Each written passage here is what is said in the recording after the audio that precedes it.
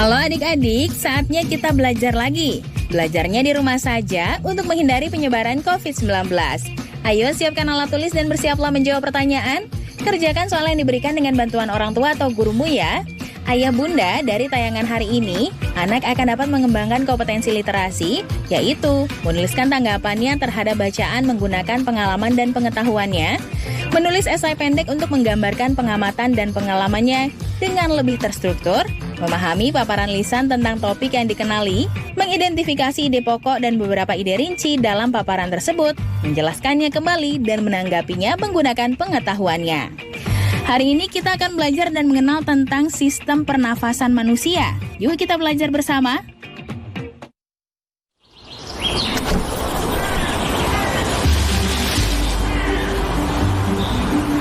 Manusia, hewan maupun tumbuhan, sebagai makhluk hidup, kita perlu oksigen untuk hidup.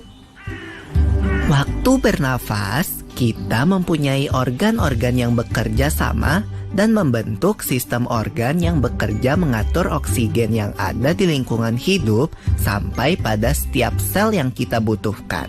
Oksigen ini tidak tersedia di dalam tubuh makhluk hidup. Kita mendapatkan oksigen dari lingkungan sekitar kita. Bernafas artinya kegiatan menghirup atau memasukkan oksigen dari lingkungan hidup dan mengeluarkan karbon dioksida dan uap air melalui alat pernafasan kita. Kali ini kita akan mempelajari lebih lanjut tentang organ-organ pernafasan manusia.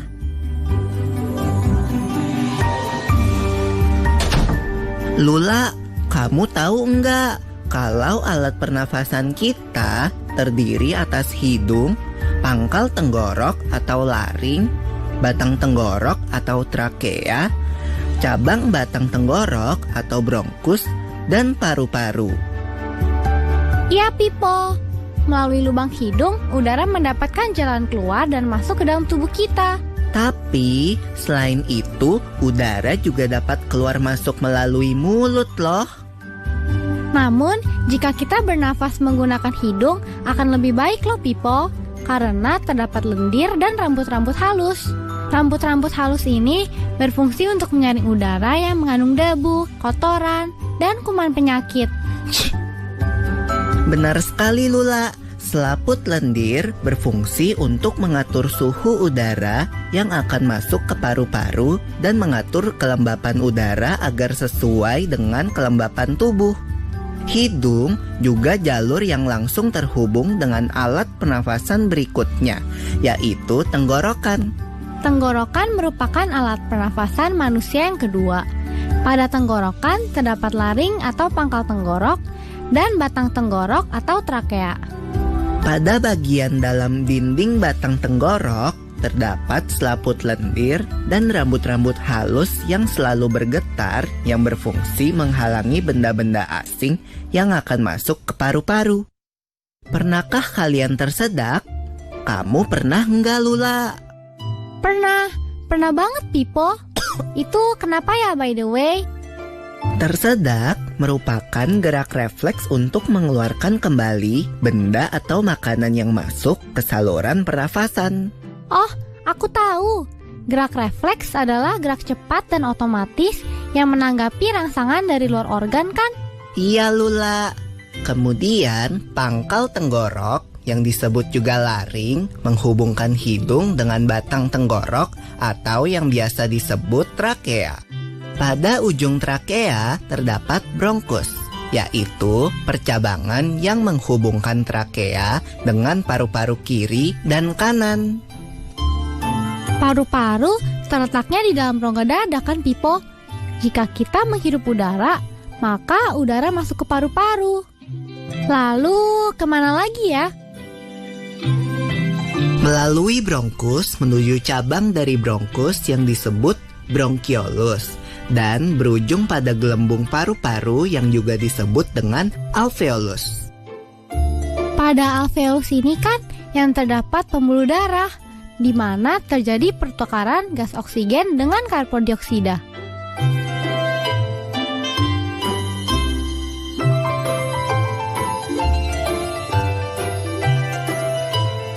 Pipo, tahu gak kalau sistem pernafasan kita terdiri dari 2 kan?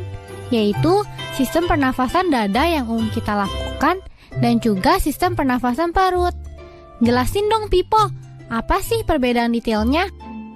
Pernafasan dada terjadi karena gerakan tulang rusuk oleh otot-otot antar rusuk. Pengambilan udara terjadi saat otot antar rusuk berkontraksi atau mengerut, sehingga tulang rusuk terangkat ke atas menyebabkan rongga dada dan paru-paru membesar. Oh begitu, berarti pengeluaran udara terjadi saat otot antar rusuk berelaksasi atau mengendur. Saat itu, tulang rusuk turun ke posisi semula, menyebabkan rongga dada dan paru-paru mengecil kan? Ya, benar sekali. Lalu menurut kamu, bagaimana dengan pernafasan perut kita, Lula? Aku belum yakin banget sih, Pipo. Jelasin dong. Pernafasan perut terjadi karena gerakan otot diafragma, yaitu sekat yang membatasi antara rongga dada dan rongga perut. Pengambilan udara terjadi saat otot diafragma berkontraksi. Posisi diafragma mendatar menyebabkan rongga dada dan paru-paru membesar. Berarti pengeluaran udara terjadi saat otot diafragma berelaksasi. Posisi diafragma melengkung ke atas, lalu menyebabkan rongga dada dan paru-paru mengecil. You're right, Lula. Lalu, gimana kalau kita sesak nafas karena banyak asap? Itu akan kita bahas lagi dalam video selanjutnya.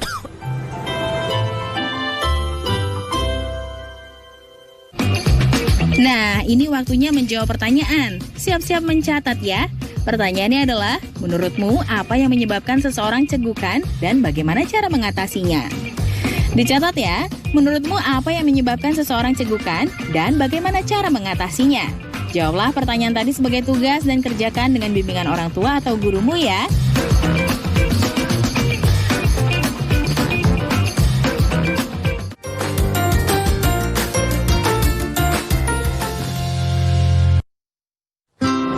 Gimana kalau kita sesak napas karena banyak asap? Atau pernah nggak sih hidung kamu mampet karena pilek?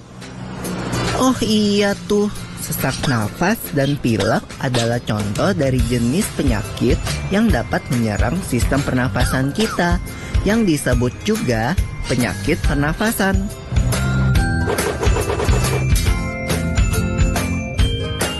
Kalau penyakit pernafasan, itu kan ada influenza, TBC, apalagi ya? Ada juga bronkitis dan pneumonia, Lula. Kalau nggak salah ya, influenza kan penyakit yang cepat menular. Ciri-cirinya sakit kepala, rasa ngilu pada sendi, demam, sering bersin, batuk, pilek, dan kadang disertai muntah.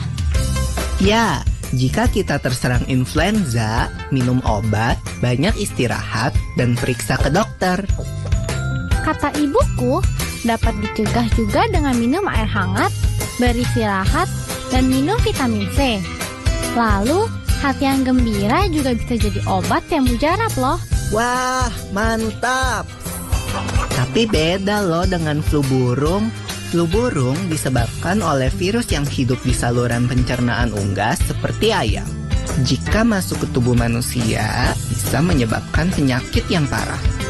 Iya, virus ini menular ke kita kalau bersentuhan langsung dengan unggas yang terinfeksi, atau kita menghirup udara yang berasal dari kotoran unggas yang mengering dan terbawa angin. Bronkitis merupakan peradangan pada bronkus yang bermula di dada atau mengikuti flu yang menyebar di dada. Awalnya timbul rasa sakit di dada disertai batuk dan kadang suhu tubuh tinggi. Pasti kalau perokok lebih mudah terkena bronkitis. Iya, Lula. Nah, kalau pneumonia adalah radang paru-paru akut yang menyerang tiba-tiba dan cepat menjadi parah. Penyakit ini terjadi setelah penderita terkena campak, influenza, dan bronkitis. Lalu, bagaimana dengan TBC? Kamu tahu nggak, Lula?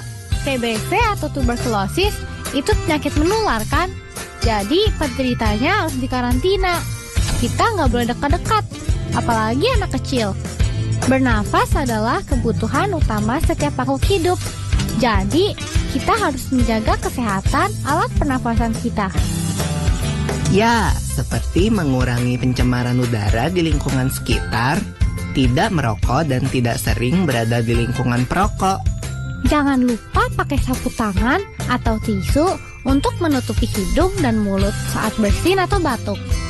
Lalu, tingkatkan daya tahan tubuh kita dengan makan makanan bergizi, istirahat, dan berolahraga teratur.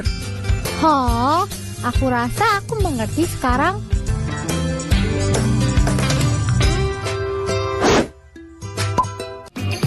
Nah, kini waktunya menjawab pertanyaan. Siap-siap mencatat ya. Pertanyaannya adalah, mengapa virus corona dapat menyebabkan gangguan pada sistem pernafasan? Lalu, apa yang harus kita lakukan agar terhindar dari penyakit tersebut?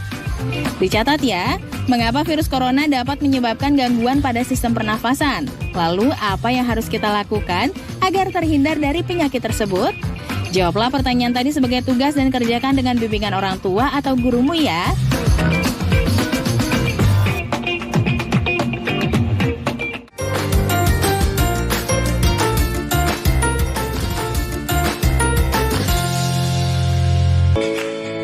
Media pembelajaran sistem pernapasan hewan. Sistem pernapasan hewan yang akan kita pelajari adalah amfibi, ikan, burung, serangga, cacing tanah, dan reptil. Sistem pernapasan amfibi. Hewan amfibi adalah hewan yang dapat hidup di darat dan di air. Salah satu contoh hewan amfibi adalah katak. Alat pernapasan katak berupa insang, paru-paru, dan kulit. Katak merupakan hewan yang mengalami metamorfosis sempurna. Ketika masih berudu, bernapas menggunakan insang. Setelah menjadi katak muda, insang mulai menyusut dan paru-paru mulai berfungsi. Sehingga katak mulai bernafas menggunakan paru-paru dan permukaan kulit. Kulit katak yang selalu basah memudahkan untuk menyerap oksigen dari udara. Sistem pernapasan ikan. Ikan bernapas menggunakan insang. Proses pernapasan ikan terjadi dengan cara membuka dan menutupnya mulut bergantian dengan membuka dan menutupnya insang. Proses pernapasan ikan terdiri dari dua tahapan, yaitu tahap inspirasi dan tahap ekspirasi. Pada tahap inspirasi, mulut ikan membuka dan tutup insang menutup, sehingga air masuk ke dalam rongga mulut. Pada tahap ekspirasi, mulut menutup dan tutup insang terbuka, sehingga air mengalir keluar dan terjadi pertukaran gas.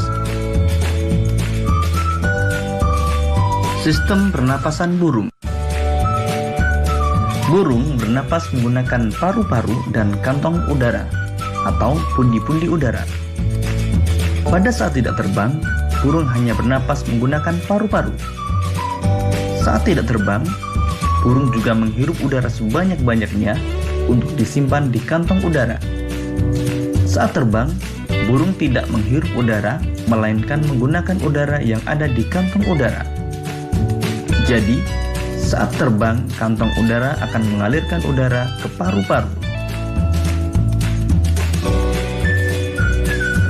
Berikut ini gambar organ pernapasan pada burung.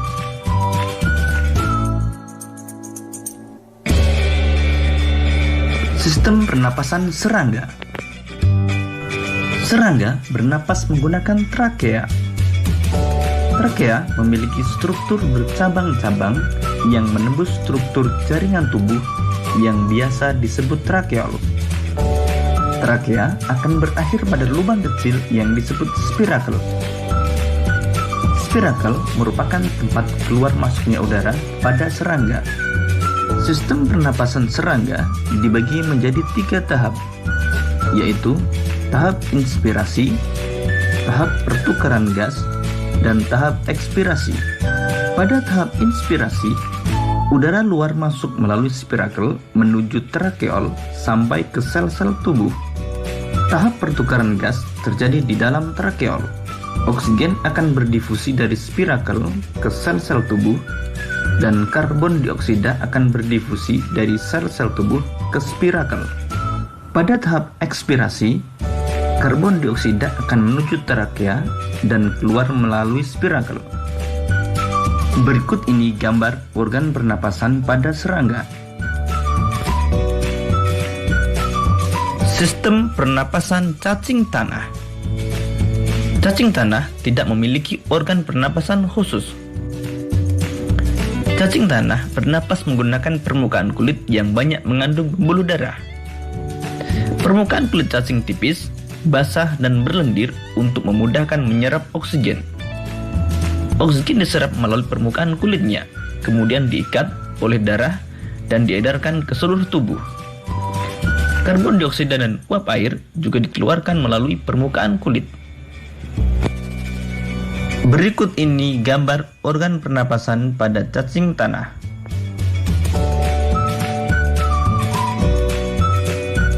Sistem pernapasan reptil. Hewan reptil seperti ular, kadal, cicak, dan buaya bernapas menggunakan paru-paru. Pada reptilia, umumnya udara luar masuk melalui lubang hidung, lalu menuju trakea, menuju bronkus, dan akhirnya ke paru-paru. Paru-paru reptilia berukuran relatif besar dan berjumlah sepasang. Berikut ini gambar organ pernapasan pada reptilia.